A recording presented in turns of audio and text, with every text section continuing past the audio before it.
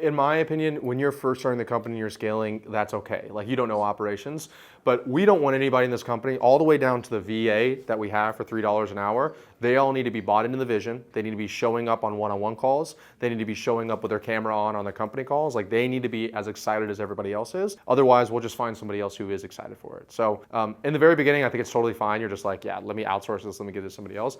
But as you scale, you'll learn that literally there is something called culture toxicity. And it's if you have like one bad person, then they can spread to everybody else. And oh, well, that person, that VA, they're showing up to the meeting without their camera on. They showed up a few minutes late. They don't have to show up on the Monday calls, right? And that's exactly, if you look at our media department, we used to have all these outsourced video editors, and it was kind of a nightmare to deal with them because like sometimes they'd publish videos on time, sometimes they wouldn't. We'd ask them to do it this way, they wouldn't do it that way. We wanted people who could like think and be thought leaders on the calls, and they were really just like doers.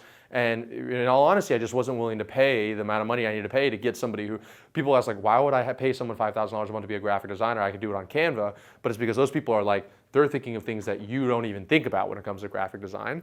So eventually, as you scale, you'll just want to replace either one or two things. They become part of the company full time, and you pay, let's say it's a 20% difference on what you could pay them in hourly versus what their salary would be. Just move them to salary because that way they can be bought into the vision, you can hold them at a higher standard, et cetera, et cetera. It's also less difficult than tracking it hourly. And then as you scale and you do more, all of those quote unquote menial tasks, for example, what my virtual assistant used to do for me for $2 an hour, I now have an executive assistant do that stuff for me because now I like somebody who can think more on their own, and they can be like, email comes in, they're not gonna be like, Ravi, what do I say? They know what to say, they know how to handle it, they handle it end to end. Sure, I'm paying whatever, 200 times more than what I was paying, but my time is worth better, and it's also like better for the whole company and for the whole brand. But you don't have to do that from day one. It's just as you scale, you'll want those people. Like we call them thought leaders in our company. You're gonna want to really start with the top going bottom. So like if you're the thought leader in every department and client success and operations and sales, you're the one coming up with ideas.